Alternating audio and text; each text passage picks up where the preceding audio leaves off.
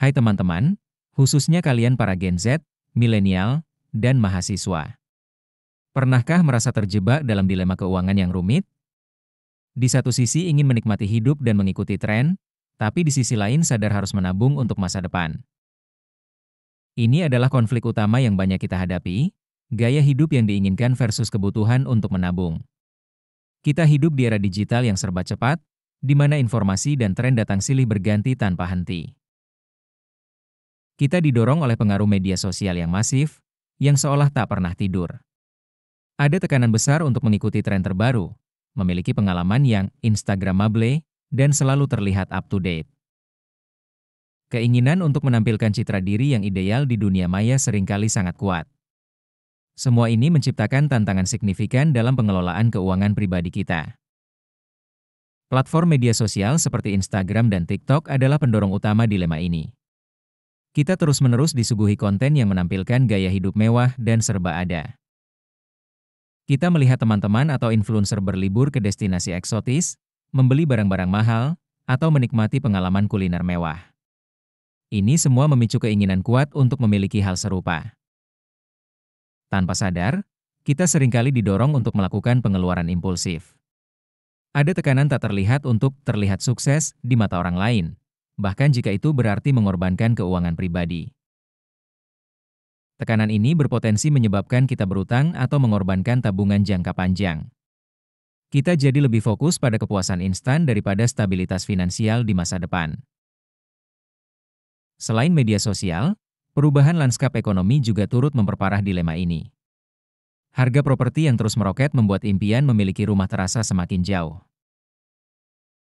Biaya pendidikan yang melonjak tinggi juga menjadi beban berat bagi banyak dari kita. Ditambah lagi, ketidakpastian pekerjaan di era digital ini seringkali membuat kita merasa tidak aman secara finansial. Kesulitan mencapai tujuan keuangan tradisional, seperti membeli rumah atau merencanakan pensiun dini, menjadi semakin nyata. Banyak dari kita yang akhirnya memilih untuk menikmati hidup saat ini. Alasannya sederhana, masa depan terasa begitu tidak pasti, jadi mengapa tidak menikmati apa yang ada sekarang? Pola pikir ini, meskipun bisa dimengerti, seringkali menghambat kita dalam membangun fondasi keuangan yang kuat. Salah satu akar masalah terbesar adalah kurangnya literasi keuangan. Banyak anak muda tidak memiliki pengetahuan dasar tentang cara membuat anggaran yang efektif.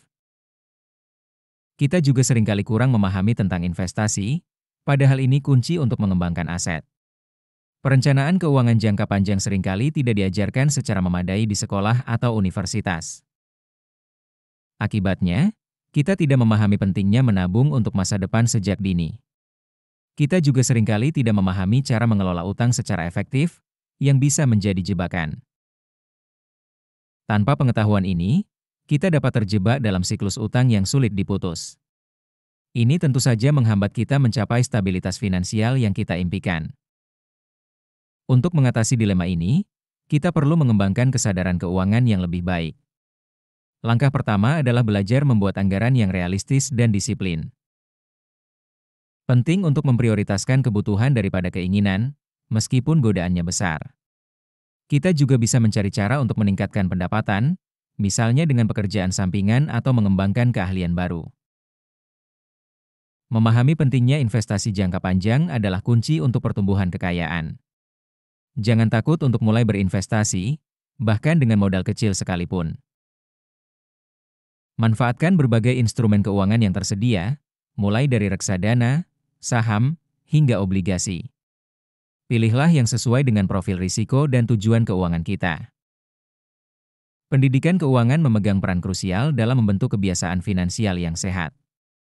Sekolah, universitas, dan platform online perlu menyediakan sumber daya yang lebih baik. Mereka harus menyediakan pelatihan komprehensif tentang pengelolaan keuangan pribadi. Ini termasuk cara menabung, berinvestasi, dan mengelola utang dengan bijak.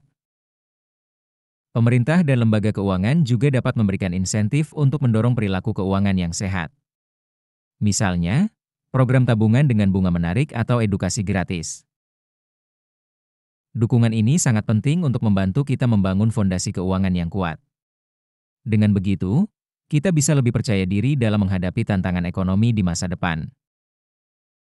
Mengatasi dilema keuangan ini membutuhkan perubahan pola pikir yang mendasar. Kita perlu belajar menghargai pengalaman dan kepuasan jangka panjang. Ini berarti mengurangi fokus pada kepuasan instan yang seringkali didorong oleh konsumsi. Dengan perencanaan keuangan yang bijak, kita bisa mencapai keseimbangan yang sehat. Kita bisa tetap menikmati hidup saat ini tanpa mengorbankan masa depan finansial. Ingat, stabilitas finansial adalah fondasi untuk kebebasan dan ketenangan pikiran.